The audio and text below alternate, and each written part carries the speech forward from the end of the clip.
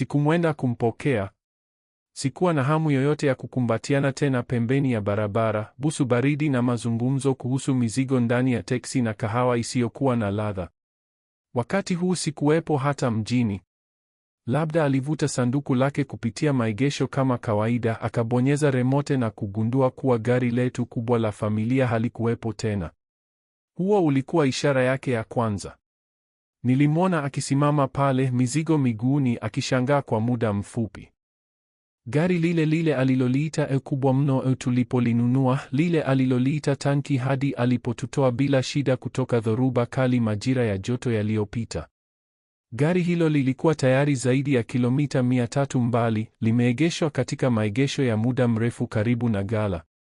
Nyumba yetu ndogo ilikuwa mashariki kidogo ya eneo la makazi, karibu na ukingo wa msitu ambao kila jioni ulichukua rangi za dhahabu. Tulinunua miaka 4 iliyopita, rangi nyeupe, paa la vigae, mti wa cheri ambao haukuwa kamwe vizuri. Nakumbuka siku ya kuhamia, jinsi alivyocheza katika viumba tupu akiwa na brashi mkononi. Tutafanya kuwa kiota chetu, alisema. Lakini haikuwahi kuwa kweli yetu. Si kwa njia inayodumu.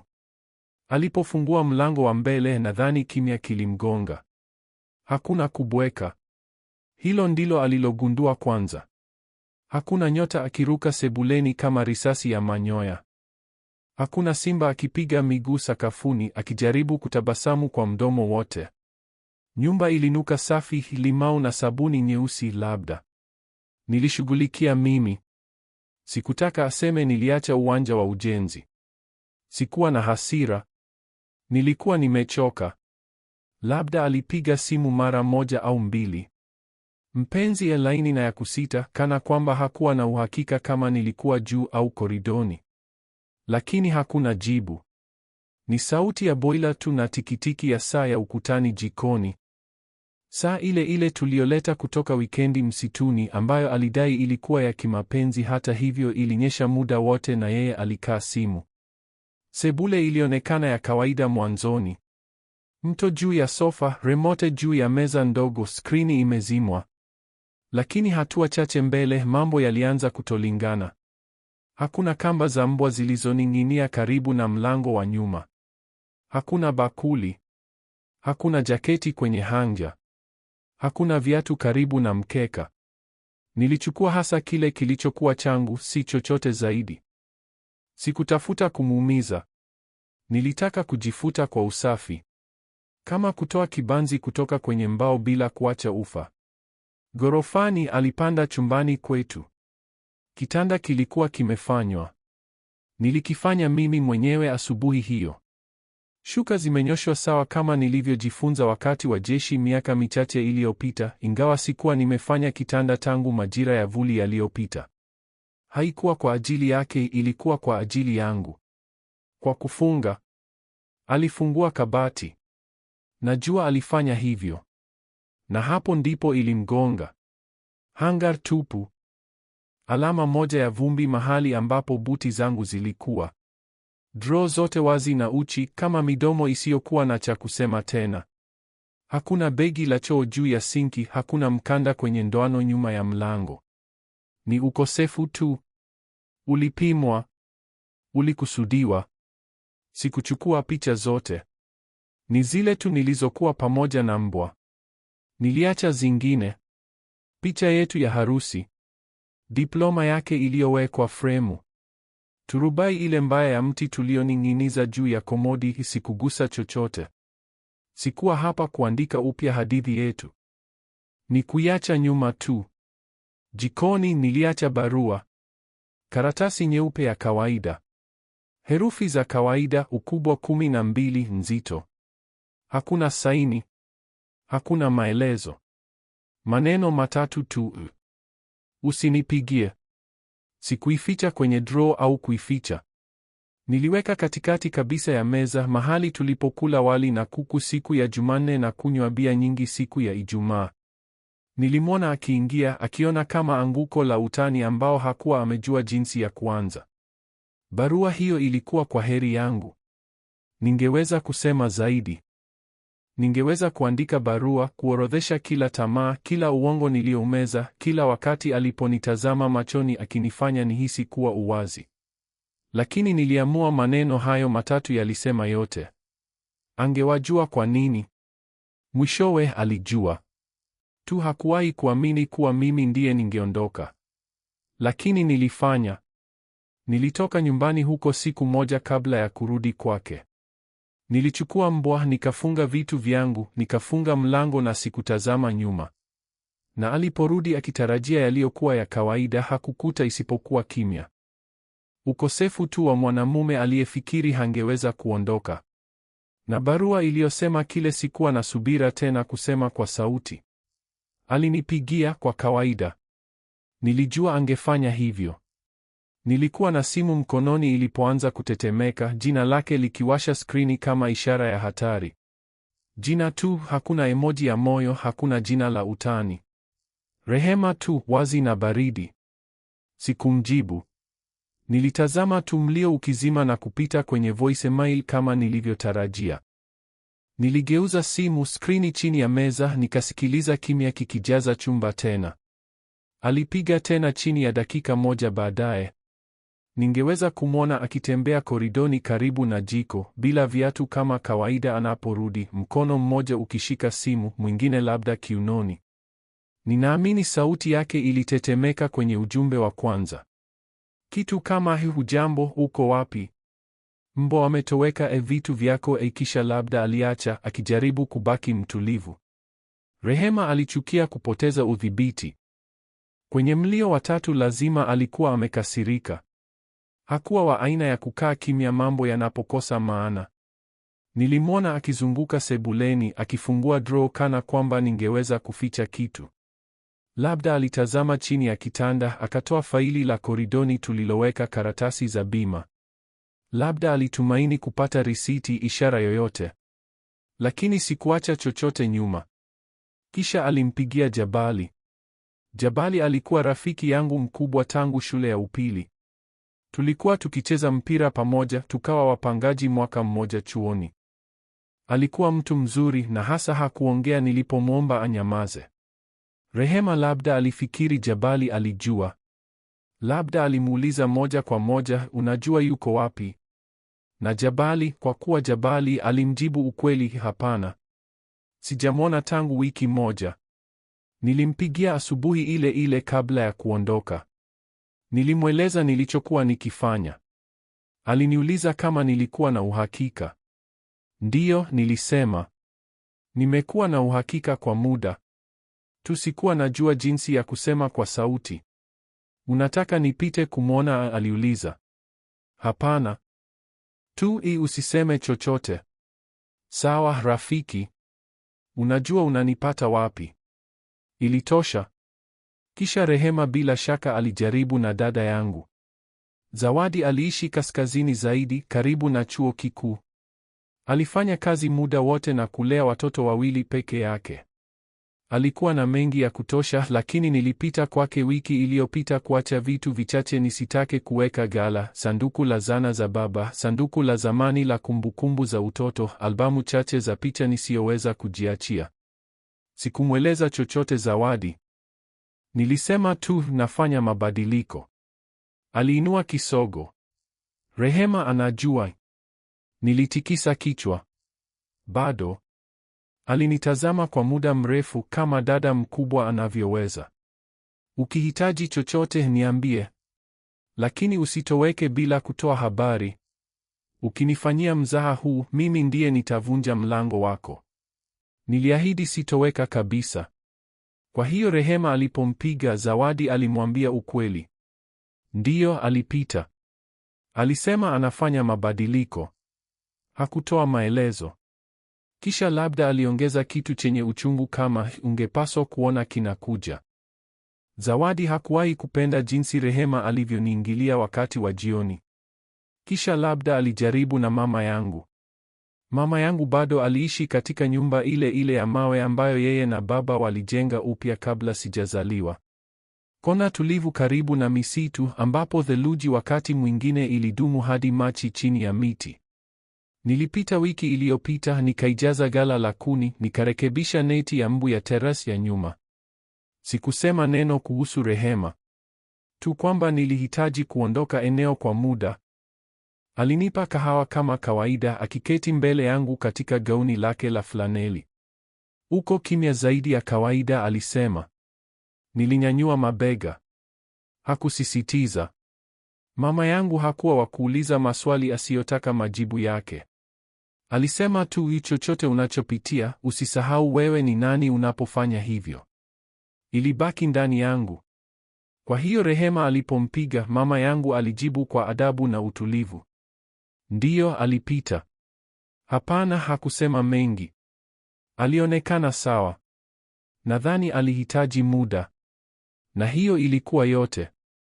Kufikia hapo nilimwona Rehema akiketi sakafuni sebuleni, bado amevaa suruali za kazi, labda bila viatu, mwanga wa jua kucho ukiingia kutoka madirisha yanayoelekea magharibi na kuenea sakafuni. Labda alikunja magoti dhidi yake, akakaa viwiko juu, akishika simu kana kwamba inaweza kimuujiza kumpa jibu, akiitazama kwa nguvu. Lakini hakukuwa na majibu tena. Si kutoka kwangu. Nilifikiria jinsi nyumba hiyo ilivyosikika bila mbwa. Hakuna medali zilizolia, hakuna miguu iliyopiga ngazi, hakuna mkia uliopiga kuta. Ni sauti ya friji tu. Kelele ndogo ya boriti ikifanya kazi. Tikitiki ya saa ile ya ukutani. Alikuwa amezoea kutozisikia tena. Lakini sasa lazima ilikuwa kiziwi. Sikutafuta kumuumiza. Sikufanya kwa hasira au kisasi. Nilifanya kwa sababu nilikuwa nimekuwa asiyeonekana katika nyumba hiyo kwa miaka. Na sasa kwa mara ya kwanza angeweza hatimaye kusikia kimya ambacho niliishi ndani yake kwa muda mrefu hivyo. Jua bado halikuwa limekausha umande barabarani alipokuwa tayari ofisini mwa wakili. Sihitaji kuwepo kujua jinsi ilivyokwenda. Ningeweza kuiona wazi yeye akitembea kwa hatua thabiti kupitia milango ya glasi ya ofisi ya siri katika eneo la heshima, labda akiwa na moja ya jaketi zile za suti alizohifadhi kwa mikutano na wateja. Taya imefungwa. Macho yamefinywa. Amekasirika na akijaribu kuificha. Ninaamini alielekea moja kwa moja kwenye mpokezi akisema, lazima nizungumze na mtu mara moja. Kana kwamba anaripoti wizi. Mpokezi angempa tabasamu lile la polepole na kitaalamu ambalo watu wote wa mapokezi wamefundishwa kufanya, la kutosha kuwa la heshima kuficha hukumu. Una miadi? Hapana, lakini ni dharura, angewajibu akigonga kucha juu ya kaunta kana kwamba dharura peke yake inafungua milango. Walimpokea mara moja labda. Mwanamke kama Rehema hakuingia popote bila kuonekana. Alikuwa mrefu, mwenye kujiamini, daima ametulia. Watu walimchukulia kuwa na udhibiti. Lakini nilijua bora. Nilimwona akivunjika kwa kuhifadhi meza mbaya kwenye mgahawa. Wakili aliitwa Fatuma Mwangi. Nilijua jina hilo kabla ya yote haya. Alikuwa mtaalamu wa juu, alishughulikia talaka za kiwango cha juu kwa wateja wenye mali, aina yenye gim nyumbani na mkufunzi wa kibinafsi. Aina ambayo Rehema alifikiri tungakuwa mara tu tungepata mdundo wetu. Fatuma alikuwa wa aina isiyouliza kwa nini, daima nini na lini. Ningeweza kusikia sentensi ya ufunguzi ya Rehema kichwani mwangu, wazi kama kioo, ninataka kuchukua faida. Daima alifikiri maisha yalikuwa aina ya ubao wa chess. Kwamba angeweza kutabiri au kuzidi kila kitu akiwa na mkakati sahihi. Lakini mimi nilikuwa nimeshacheza hatua 5 kabla hata hajafika. Tatizo ni kwamba huwezi kupata nafuu usipojua hata unacheza mchezo gani. Fatuma labda alitikisa kichwa, akaunganisha vidole na kusema kitu baridi na kilichofunzwa kama, sawa. Tuanze na kile kinachohitajika, hii pesa. Kwa sababu ndivyo mambo yanavyokwenda. Si upendo. Si usaliti. Ni mali na nguvu tu. Tutatatua fedha kwanza, angesema Fatuma akitelezesha daftari juu ya meza. Na kuanzia sasa, wewe ni mwathirika. Hukukiona kinakuja. Amekushika kwa mshangao. Unajikuta hatarini. Ilikuwa karibu kuchekesha jinsi watu wanavyoandika upya hadithi mara wanapojisikia wamebanwa. Rehema, kati ya wote, akicheza kadi ya mwathirika. Yeye alikuwa ameondoka kihisia muda mrefu kabla mimi nisiende kimwili. Tu hakuwahi kufikiria ningeona au ningeondoka. Sasa alikuwa pale akijaribu kujenga tena hadithi yake ukurasa baada ya ukurasa, na mwanamke aliyetoza kwa robo sana, asiyekujali ukweli maadamu hundi inapita. Nadhani Rehema alizungumza haraka, akijaribu kueleza jinsi nilivyoondoka, jinsi nilivyotoweka, jinsi kulivyokuwa na barua juu ya meza na si chochote kingine. Labda hakutaja miezi iliyopita akiwa ameshikamana na simu. Jioni alizobaki ofisini bila kupiga. Kimya cha barafu alichokamilisha bila kusema neno. Fatuma labda hakuwa na wasiwasi hata kidogo. Angeuliza nambari za akaunti, hati za magari, maelezo ya mkopo wa nyumba, labda akamwambia Rehema kukusanya nyaraka zote bado nyumbani. Barua pepe, taarifa za benki, picha za skrini, kila kitu tunaweza kutumia, angesema. Na Rehema, kwa kuwa Rehema, angetikisa kichwa kama askari anayepokea amri. Angezungumza pia kuhusu mbwa. Kusema niliwachukua bila kuonya. Kana kwamba walikuwa fanicha. Kana kwamba hawakunifuata kwa sababu walijua nani bado aliwapa nafasi juu ya sofa, nani alijaza bakuli kila asubuhi, nani alikumbuka, nani aliogopa dhoruba. Ukweli na Rehema ni kwamba hakuwahi kufikiria kushindwa. Si katika ugomvi, si katika majadiliano, na hakika si katika ndoa yake. Daima alidhani angekuwa na neno la mwisho. Lakini huwezi kuwa na neno la mwisho mtu anapokuwa tayari ametoka na kufunga mlango nyuma yake. Unakuwa na kimya tu. Na katika ofisi hiyo ya kisheria, ninaamini kimya hicho kilikuwa kiziwi. Labda walichapisha orodha ya ukaguzi kabla hajaondoka. Tarehe za taarifa za fedha, vikumbusho vya kufuta kadi za pamoja, maelekezo ya kukusanya ushahidi. Fatuma angempa mkono, akasema watashughulikia kila kitu. Rehema labda alitoka akijisikia tena ana udhibiti. Lakini kile hakujua ni kwamba haikuwa udhibiti, ilikuwa usimamizi wa mgogoro. Mimi nilikuwa nimeshatupu akaunti kisheria, nimeshagawa bili, nimeshaweka nia zangu katika ofisi ya siri upande mwingine wa mji. Nilipanga kila kitu kama mradi wa mbunifu, nikachora kama uwanja wa ujenzi. Si kwa kisasi, kwa uhitaji. Kwa sababu alipogundua misingi inaporomoka, mimi nilikuwa nimeshaacha nyumba na kuhamia mahali ambapo ningeweza hatimaye kupumua. Ndiyo, alitaka kuchukua faida. Lakini mimi nilikuwa tayari nimeondoka uwanjani. Labda aliendesha gari hadi benki kwa hofu. Nilimwona akishika usukani, viungo vyeupe, akinung'unika mwenyewe kana kwamba ulimwengu unamdai maelezo. Alikuwa wa aina isiyopenda mshangao, hasa yale yanayoumiza kiburi chake. Tawi la benki tulilotumia lilikuwa barabara chache kutoka nyumbani, karibu na duka la dawa na moja ya minyororo ya sandwichi aliyodai kuichukia lakini aliipenda kwa siri. Tulifungua akaunti yetu ya kwanza huko mwaka wa harusi. Tukiketi bega kwa bega kwenye viti vile vikali mbele ya mshauri aitwaye Paulo ambaye alikuwa na mstari wa nywele chache na kikombe kilichoandikwa mkuu wa mikopo. Alitaka kila kitu pamoja. Kilicho changu ni chako, alisema kwa tabasamu. Siku hiyo nilimwamini. Labda aliingia benki hiyo kana kwamba bado anamiliki hewa kuzunguka. Jaketi nyeusi, nywele zimepangwa, beji ya chapa begani. Ninaamini hata hakusimama foleni, alielekea kwenye dirisha la kwanza lililo wazi lenye skrini na bamba la jina. Habari za asubuhi, angesema, sauti ngumu lakini ya adabu. Nahitaji kufikia akaunti zangu. Inaonekana kuna tatizo. Ningependa kuona uso wake mshauri alipoonyesha skrini. Akaunti ya pamoja ya kawaida hii imefungwa. Kitabu cha akiba tupu. Kadi yake ya kibinafsi, ile niliyosaidia daima kulipa mwisho wa mwezi, salio sifuri. Akaunti imefungwa kwa shughuli za kutiliwa shaka. Nilikuwa mimi kwa njia. Nilikuwa nimeshatatua kila kitu wiki kadhaa kabla. Siku aliondoka kwenda uwanja wa ndege, nilienda tawi lile lile, mshauri mwingine. Asubuhi mapema, hakuna umati. Nilikuwa na nyaraka tayari. Nilitoa kila senti iliyokuwa yangu kisheria. Niligawa akaunti za pamoja 2, nikafunga nilichoweza, nikaelekeza iliyobaki. Mshauri wa fedha aliniongoza hatua kwa hatua kama shughuli ya biashara. Malipo ya kiotomatiki yamefutwa. Kadi za mkopo zimekatwa. Nywila zimebadilishwa. Sikuwa na haraka. Niliendelea polepole na kwa siri, kama mtu anayetupa saruji ya kawaida ya makusudi bila hisia. Sikutafuta kufanya kashfa. Nilitaka tu yeye asiwe na mkono tena juu ya chochote ngome ya kadi itakaporomoka. Rehema hakuiona ikija. Alifikiri alikuwa na muda.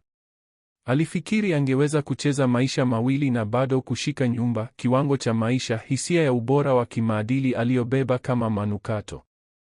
Kile hakukielewa ni kwamba alipoona moto, mimi nilikuwa nimeshatoka kwenye moto nikiwa na pesa za bima mfukoni. Sijui mshauri alimwambia nini. Labda maandishi ya kawaida ya huduma kwa wateja. Niruhusu niangalie kwa ajili yako. Inaonekana kuna shughuli tunahitaji kuchunguza. Ninaogopa akaunti hii imefungwa. Rehema angechukua sauti ile kali aliyotumia na wahudumu jina lake lilipoandikwa vibaya. Imefungwa? Imeunganishwaje? Ni pesa zetu. Lakini sasa hazikuwa tena. Hata kidogo. Alipotoka tawi hilo, nina hakika visigino vyake vilipiga kwa nguvu zaidi kuliko alipoingia. Taya imefungwa sana kwamba mahekalu yake yalipaswa kumuumiza. Na kwa mara ya kwanza labda alihisi jinsi alivyokuwa na udhibiti mdogo kweli. Huo ndio wakati ulimgonga. Si alipopata barua. Si nilipokosa kujibu simu. Lakini amesimama katika ukumbi wa benki ulioangazwa na neon, akishika taarifa yenye sufuri mahali ambapo hapo awali kulikuwa na koma. Sikumwacha tu. Niliacha turubai yote tuliyokuwa tumenaswa ndani yake. Madeni. Matumizi ya pamoja. Bili kwa majina yote mawili. Mchezo wa kadi 3 wa urahisi. Tuliendelea kana kwamba upendo ulikuwa alama ya mkopo ambayo tunaweza kujenga upya. Na Rehema alikuwa amedistraktwa sana. Alijishughulisha sana kutuma ujumbe usiku kwa Ezra mwenzake kutoka mji mwingine. Alijishughulisha sana kubuni milo ya kazi na kurudi baada ya usiku wa manane. Alijishughulisha sana kutabasamu upande alipouliza maswali rahisi kama hii yote sawa. Alijishughulisha sana kuishi maisha ya pili chini ya paa lile lile langu, akidhani ningekuwa daima mpole sana kuondoka. Ezra. Mungu wangu, jina gani? Ezra. Aina yenye shati za polo zilizotiwa ndani na vifaa vya handsfree daima sikioni. Hakuwa hata wasiri. Nilipata sauti yake alipotamka jina lake. Nilisikia pause aliyofanya kabla ya kujibu mwenzake tu. Sikuwa mjinga. Nilikuwa kimya. Kuna tofauti. Kwa hiyo yeye alipokuwa akiigiza mchezo, mimi nilijenga njia ya kutoka. Kila malipo, kila risiti, kila mabadiliko ya utaratibu, niliweka misingi. Sikumwacha maskini. Nilimwacha kile kilichokuwa chake. Si zaidi wala chini. Ilibaki. Nilihamisha kwenye akaunti ya kibinafsi kwa jina langu na anwani mpya ya posta inayopatikana tu kutoka simu mpya ambayo hakuwa na nambari yake. Daima aliamini nilikuwa polepole kuchukua hatua. Lakini kile hakukuelewa kamwe ni kwamba sikuwa polepole, nilikuwa mvumilivu. Na katika benki hiyo, na taarifa yake ikimtazama kwa uwazi mkali na kimya, hatimaye alielewa. Alikuwa amekosa muda. Wakati Fatuma alipowasha mashine yake ya mahakama, Rehema aliamua kunichukulia kama mzuka. Hakujua wapi kunipa katika toleo lake la ukweli, kwa hiyo alichagua lile lililomfanya aonekane mdogo na mimi wa kushangaza zaidi, kutoweka safi na rahisi. Ghafla sikuwa tena mwanamume aliyeondoka, nilikuwa fumbo la kutatua, tatizo la kufuatilia. Nilijua kutoka kwa dada yangu kwamba Rehema alitoa ripoti ya kutoweka siku 2 baada ya barua. Kutoweka. Kana kwamba nilikuwa soksi katika mashine ya kufulia. Kana kwamba niliibiwa kutoka maisha yangu mwenyewe badala ya kuyatatua kwa utulivu katika masanduku matatu makubwa na sanduku la mbwa. Polisi aliyempigia mama yangu, maskini lazima alikuwa amelala nusu, aliuliza kama nilikuwa na tabia za ajabu, kama nilizungumza kuhusu kujiua, kama nilikuwa na historia ya matatizo ya akili. Alikuwa amecheza sehemu hiyo nadhani. Sijui yuko wapi, labda alisema kwa maafisa kwa macho makubwa ya huzuni. Aliacha barua. Hiyo tu. Ninaogopa kitu kimetokea. Kilichotokea kweli ni kwamba nilihamia katika nyumba ndogo ya vyumba viwili tulivu katika eneo la makazi pembezoni mwa kaskazini. Mahali rahisi. Mashine ya kufulia na kukausha ndani. Terrace ndogo kwa mbwa. Aina ya makazi ambapo hakuna anayekusumbua mpaka uegeshe mahali pa mtu mwingine. Yeye alipolipua intaneti akijaribu kuzindua rufaa kwa mashahidi kama mnyama aliyepotea, mimi nilikuwa nikichoma kuku kwenye barbecue yangu ndogo ya gesi, nikimrushia nyota mpira wa tenisi uani na hatimaye nikilala zaidi ya saa 5 mfululizo kwa amani. Alichapisha kwenye majukwaa yote yanayowezekana. Mtu alinionyesha picha ya skrini baadaye, uso wangu karibu na maneno nisaidieni, mtu yeyote amemwona mume wangu, wasiliana nami. Hakuchapisha barua niliyoacha, hakutaja kwamba yeye mwenyewe hakuwa mwaminifu kabisa. Hapana, alinichora tu kama aina ambayo haikustahimili shinikizo na ilishindwa. Marafiki zake walipenda kwa kawaida.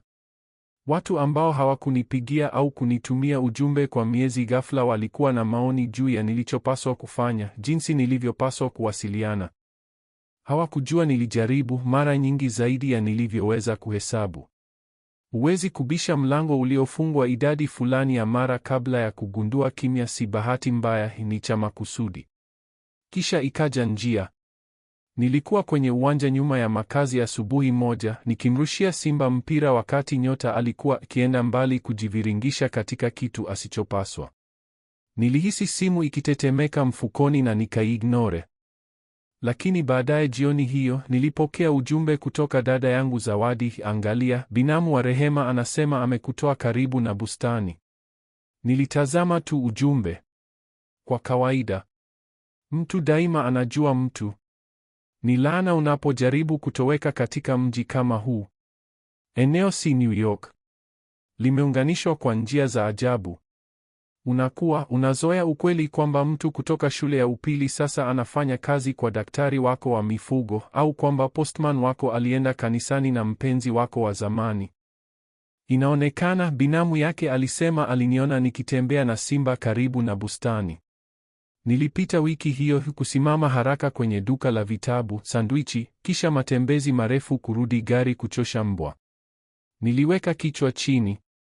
Nilivaa kofia. Nilifikiri ilikuwa ya siri ya kutosha. Inaonekana hapana. Nadhani Rehema aliangaza kupokea ujumbe huo. Ninaamini alijinyoosha ghafla, moyo ukipiga kana kwamba alisikia hatua zangu ngazi. Labda aliamini alikuwa na njia. Labda aliamini angetatua kesi, akampigia polisi, akafanya kukaguliwa nambari ya gari, angenipita. Lakini kile hakujua, kile asingeweza kujua ni kwamba nilikuwa nimeshafunga kitabu. Haikuwa mwisho uliosimamishwa.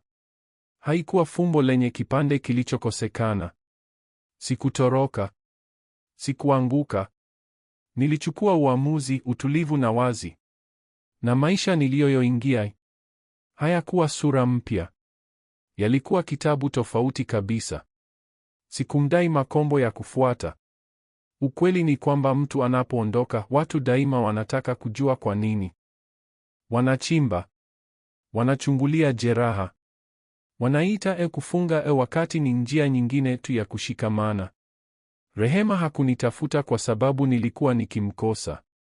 Alinitafuta kwa sababu hakupenda kuachwa nyuma. Hilo ndilo lililomchoma. Si ukosefu, bali ukweli kwamba hakuwa na haki ya kusimulia hadithi. Sikujibu ujumbe. Sikujibu polisi. Sikutoweka. Niliondoka tu. Wakati mwingine ni hiyo tu. Kwa heri ya siri. Neno moja. na sauti ya hatua zako mwenyewe zikiondoka kutoka nyumba ambayo ilikuwa imeacha kufanana na makao kwa muda mrefu. Nilipaswa kujua kwamba mapema au baadaye angewapata. Ilikuwa kosa. Kipande kimoja tu cha karatasi nisiyochoma kilichozikwa chini ya kartoni ya kuhamia katika bot niliyokodi kwa uhifadhi, risiti ya zamani ya kodi ya makazi pembezoni. Lazima niliacha ikateleza kwenye folda niliyofikiri tayari imewekwa sawa. Kosa namba 1. Lakini hata njia ya kutoka iliyotayarishwa vizuri inaweza kuwa na ufa barabarani. Aliipata wiki 2 baada ya kutoweka kwangu. Hilo ndilo nililojua kutoka Zawadi, dada yangu, ambaye bado alipokea habari mara kwa mara kutoka Rehema ambaye alitaka au hakutaka. Alisema Rehema alikuwa anajaribu kuunganisha vipande, kana kwamba anatatua filamu ya uhalifu badala ya kukubali tu alishikwa kwa mshangao. Kwa hiyo nilikuwa pale alasiri ya Alhamisi yenye joto ya Agosti, nikitoka duka la dawa nikiwa na chupa ya maji ya madini, mfuko mdogo wa Vit Privi vya mbwa na pakiti mpya ya ibuprofen. Nyota alikuwa amejeruhiwa mguu akigonga mawe mapema wiki na mimi nilikuwa na paranoia tangu wakati huo. Nilikuwa nikitoka kwenye maegesho, mfuko wa plastiki mkononi mmoja, nikitoa jasho mgongoni mwa shati nilipomwona Rehema. Amekaa katika gari lake la bluu, viti viwili mbali na langu, miwani ya jua puani, mikono imevuka. Injini imezimwa. Madirisha yamefungwa. Kana kwamba alikuwa pale kwa muda. Tumbo langu lilibanwa. Si hofu tu, uchovu. Kana kwamba niliingia kwenye ukaguzi wa ghafla niliokuwa nimesharudia, lakini bado sikuwa na hamu ya kuendelea. Sikusogea. Niliendelea kutembea. Nilifungua bagaji la gari langu, nikatoa mfuko ndani kana kwamba hakuna kitu cha ajabu. Alishuka kutoka gari lake hasa nilipofunga. Alikuwa amevaa jeans na blauzi nyeupe, nywele zimefungwa kama alipotaka kufanya kwa uzito. Na alikuwa na bahasha ya craft mkononi. Bila shaka. Amani, alisema kama changamoto. Nilikutana na macho yake. Tulivu. Usio na wasiwasi. Hakupoteza muda. Alikuja moja kwa moja kwangu na kunibana bahasha kifuani. Chukua. Karatasi za talaka. Sikuichukua mara moja. Nilitazama tu flap kisha yeye tena. Umenipata, nilisema. Ndiyo. Umefanya kosa, alijibu haraka kana kwamba ilikuwa ushindi. Nilichukua bahasha wakati huo. Bila haraka. Bila drama. Iliingizwa tu chini ya mkono na nikatikisa kichwa. Umeacha kuniona, alisema ghafla, sauti yenye nguvu kuliko inavyohitajika. Umeacha kujali. Hukujaribu hata kurekebisha. Hapo. Sababu halisi ya uwepo wake. Si karatasi. Si logistiki. Alitaka ugomvi.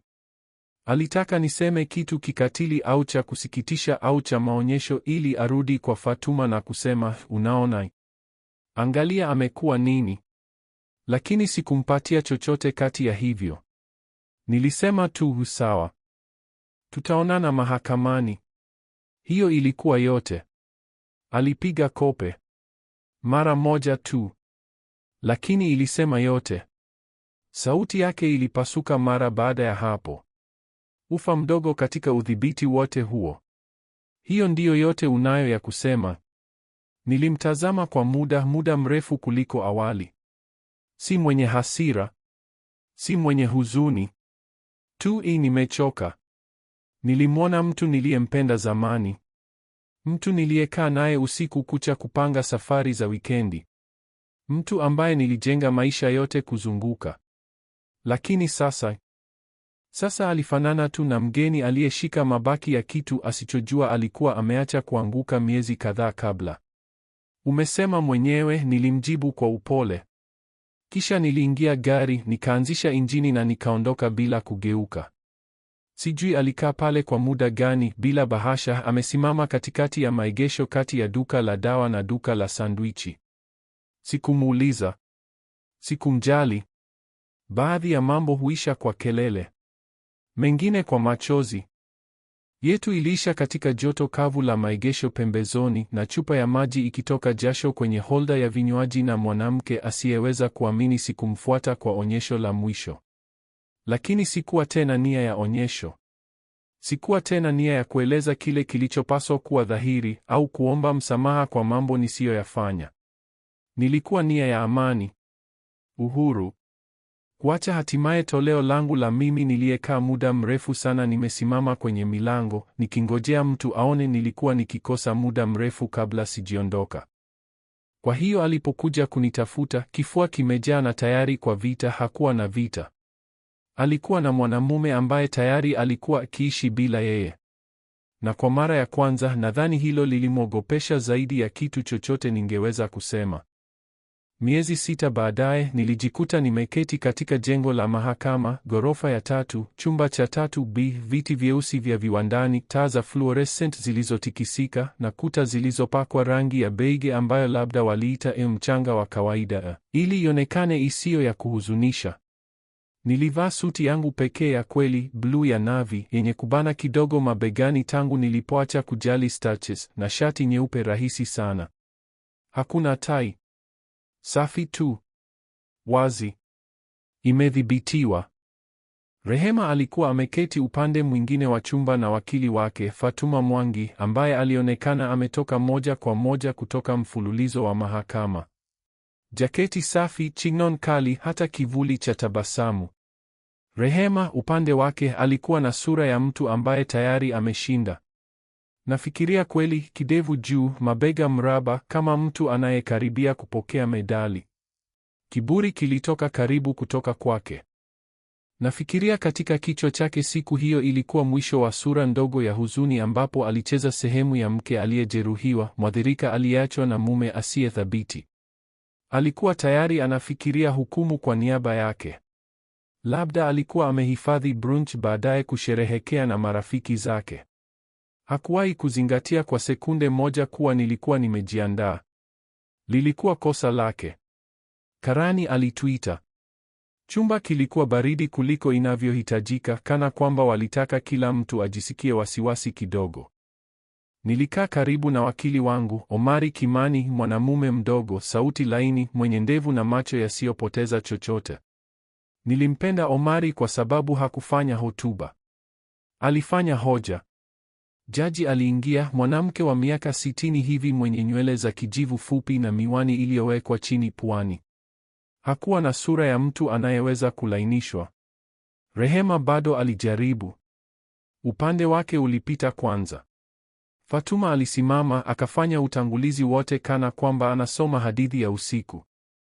Rehema alikuwa ameachwa bila taarifa, ameachwa bila msaada wa fedha, amelazimika kuajiri wakili kulinda mustakabali wake. Alifanya isikike kana kwamba mimi nilitoka nikiacha njia ya uharibifu nyuma yangu. Rehema alikaa pale akitikisa kichwa mara kwa mara kama mwanafunzi anayejivunia insha yake. Jaji alisikiliza akichukua maelezo kwa kalamu iliyobofya mara nyingi sana. Kisha ilikuwa zamu yetu.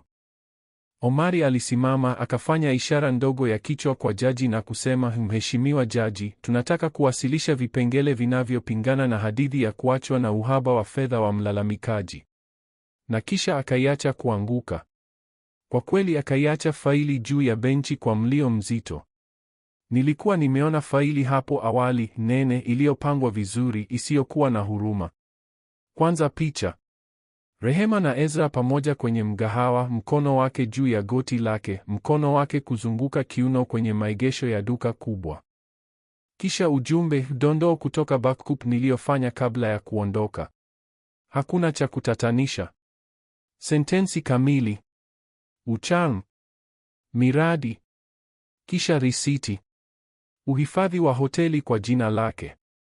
Vyumba vilivyolipwa kwa kadi ya pamoja. Makao mawili nilipokuwa kwa mama yangu. Mara moja hata jioni tuliopaswa kula chakula cha jioni kwa maadhimisho yetu. Na hatimaye picha. Sehemu hii bado inachoma. Niliweka kamera kwenye kona ya sebule miezi kadhaa kabla ya kuondoka. Si kwa ubaya. Kwa uhakika. Na ilikamata kila kitu. Kuwasili. Jinsi alivyomruhusu aingie. Jinsi walivyocheka katika nyumba yetu kana kwamba ilikuwa yao. Omari alianzisha video kwenye kompyuta ndogo bila sauti ya kutosha kuonyesha kile kilichohitajika. Jaji alitazama bila sura. Rehema aliganda. Kwa mara ya kwanza asubuhi hiyo, mdomo wake ulifunguka kidogo, lakini hakuna neno lililotoka. Alitazama Fatuma ambaye alimpa ishara ya haraka ya kichwa, lugha ya kisheria kimya kwa usiseme chochote. Ilipoisha, Omari alikaa tena. Hakuhitaji kuongeza neno. Jaji alipitia nyaraka kwa sekunde 30 zaidi, kisha akaondoa miwani na kutoa pumzi. Kwa kuzingatia tabia za mlalamikaji, ombi la posho ya matengenezo limekataliwa. Mali itabaki mikononi mwa mshtakiwa kama ilivyokubaliwa awali. Ulinzi wa wanyama wa nyumbani unabaki umetolewa kwa Bwana Amani. Rehema alipiga kope kana kwamba hakusikia vizuri. Fatuma aliweka mkono thabiti juu ya mkono wake. Hiyo ilikuwa yote. Hakuna hotuba ndefu. Hakuna mabadilishano ya maonyesho. Haki tu iliyotolewa kwa urahisi. Tulitoka chumbani kimya. Sikutazama nyuma. Sikuangalia kama alikuwa akilia au amekasirika au ameshangazwa kabisa. Sihitaji. Nilikuwa nimeshapata kile nilichokuja nacho, na haikuwa hukumu tu. Ilikuwa ukweli. Kwa miezi 6 alikuwa amejenga toleo la ukweli ambapo mimi nilikuwa mbaya. Mtoro. Fumbo. Lakini katika chumba hicho, ukweli ulitoka kama maji kupitia bwawa lililopasuka, polepole mwanzoni, kisha ghafla. Hakupoteza kesi tu. Alipoteza hadithi aliyojaribu kusimulia. Na mimi nilienda nje nikiwa na jina langu salama, mustakabali wangu tena wangu, na kuridhika kwa utulivu kujua kwamba wakati mwingine huhitaji kupigana. Inatosha kusubiri ukweli uzungumze. Karibu mwezi mmoja baada ya usikilizaji, simu ililia nilipokuwa nikitoa nyuma ya gari langu la familia. Ilikuwa alasiri ya marehemu, joto lilianza kugeuka kuelekea utamu wa Septemba, na nilikuwa na jasho usoni na kebo za zamani za kuanzisha zilizochanganyika chini ya mkono mmoja nilipoona jina lake likitokea. Rehema. Niliitazama kwa sekunde chache. Nilifikiria kuiacha ilie hadi voicemail, kuacha yaliyopita mahali nilipoyaweka. Lakini udadisi uliingia. Si nia. Si matumaini. Udadisi ule ule wa utulivu unaosukuma kutazama kupitia glasi yenye mvuke kuona kile kilicho upande mwingine. Kwa hiyo nilijibu. Habari, alisema. Silabi hiyo tu, kana kwamba inaweza kufuta yote. Nilikaa kimya. Nilikuwa najiuliza tu kama tunaweza kuonana. Kuzungumza. Mara moja tu. Nilingoja. Nikaacha kimya kifanye sehemu ya kazi. Tafadhali, aliongeza. Si kwa kesi. Hakuna mambo ya kisheria. Tu sisi. Nahitaji kukuuliza swali. Nilimwambia ningeifikiria. Jioni hiyo nilikaa nje nikiwa na chupa ya bia baridi na nikatazama nyota akiwinda nondo chini ya taa ya terrace. Nilifikiria mambo yote niliyokuwa nimeshasema bila kamwe kuinua sauti. Kisha nilifikiria mgahawa mdogo. Kulikuwa na mahali pasiri karibu na barabara kuu, mara tu baada ya kutoka kwa eneo la misitu yenye vumbi, rangi ikivua karibu na fremu, huduma endelevu imeandikwa kwa herufi nyekundu zilizofifia kwenye madirisha. Tulikwenda Jumapili baada ya matembezi marefu msituni. Rehema daima aliamuru keki ya tofaa na kujifanya hataki cream. Kwa hiyo nilimpigia asubuhi iliyofuata na nikamwambia tunganane huko saa 6 mchana. Nilifika mapema, nikachukua divaneti karibu na ukuta nyuma. Mahali hapakubadilika. Viti vile vile vya manjano vilivyofifia kaunta, divaneti zile zile za sky zilizopasuka, mhudumu yule yule nyuma ya baa mwenye mkia wa farasi uchovu na beji iliyosema tu Asha. Niliagiza kahawa na nikingojea. Aliingia dakika 5 baadaye akiwa amevaa jaketi ya jeans nisiyokuwa nimeona tangu majira ya vuli yaliyopita na sura ambayo haikuhusiana tena na mwanamke niliyemjua. Mdogo. Asiye na uhakika. Aliingia divaneti mbele yangu bila kugusa menyu. Asante kwa kuja, alisema. Nilitikisa kichwa. Nikanywa.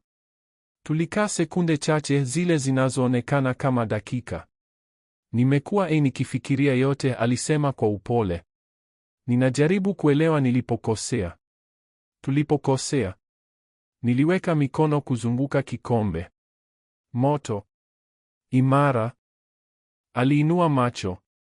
Ilikuwa kazi. Mimi nikienda daima. Nilikuwa nimebadilika sana. Sikujibu mara moja. Nilimtazama hisi kupitia yeye, si zaidi. Yeye tu. Kama mwanamume anayeona hatimaye kitu kwa kile kilicho, bila makadirio, bila ujanja wa kumbukumbu. Unataka kujua kilichotokea? Nilisema. Alitikisa kichwa. Kwa hiyo nilimwambia. Ilikuwa kifurushi kwenye takataka, nilisema nikiweka sauti thabiti. Wazi kabisa. Asubuhi ya Jumatano. Ulisema ulifanya kazi hadi usiku uliopita. Uso wake uliganda. Kisha niliangalia kamera. Niliweka wiki kadhaa kabla. Si kwa sababu sikuamini wewe, bali kwa sababu niliamini wewe na nilihitaji kujithibitishia kuwa nilikuwa na makosa. Nilichukua kunywa tena. Yeye alitazama tu kahawa yake. Nilikuona ukimruhusu aingie. Nilimwona akikubusu jikoni ukiwa unapasha maji ya chai. Nilikuona ukicheka kama hujacheka nami tena kwa zaidi ya mwaka. Nilitazama yote kwenye simu ukiwa unanitumia usiku mwema kutoka nyumba ile ile. Alitetemeka kidogo, lakini hakusema chochote. Sikusema chochote mara moja. Nilingoja. Nilikusanya yote. Nilipanga. Si kwa sababu mimi ni baridi, bali kwa sababu nilikuwa nimechoka kudanganywa. Hakuinua kichwa. Alisema tu, sikufikiria unajua. Nilijua, nilisema. Muda wote. Niliacha tu kujibu. Kimya tena. Samahani, alinung'unika akinionyesha hatimaye. Macho yake yalikuwa yenye unyevu, lakini sikunyoosha mkono kuelekea wake. Sikutikisa kichwa. Sikusogea mbele. Kisha alisema. Kitu nilichojua kingekuja. Tunaweza kujaribu tena. Ilibaki ikiwa imesimamishwa pale. Tu kati yetu. Kama harufu ya kahawa ya zamani na sauti ya kengele ya mlango ikilia kila mtu anapoingia. Sikusogea. Hapana, nilisema. Umeondoka kwanza. Umesahau tu kufunga sanduku. Alikuwa na sura ya kupigwa. Si kwa nguvu. Aina tu ya mshtuko unaokuja baada ya miezi ya kukataa. Ukweli wa polepole na unaobomoka ambao hatimaye unaanguka.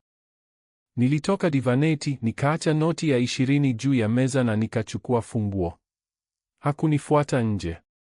Hakuniomba nibaki. Nje anga lilikuwa kubwa, kavu na wazi. Niliingia gari langu la familia, nikageuza ufunguo na nikachukua barabara. Hiyo ilikuwa yote.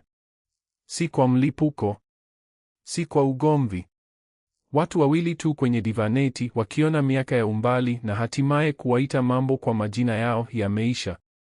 Toa maoni yako kwenye sehemu ya maoni. Je, mume alikuwa sahihi kufunga kamera hizo? Mpaka kati ya usalama na faragha uko wapi? Ikiwa umefurahia hadithi hii, jiandikishe kwenye kituo na usisite kutupa like.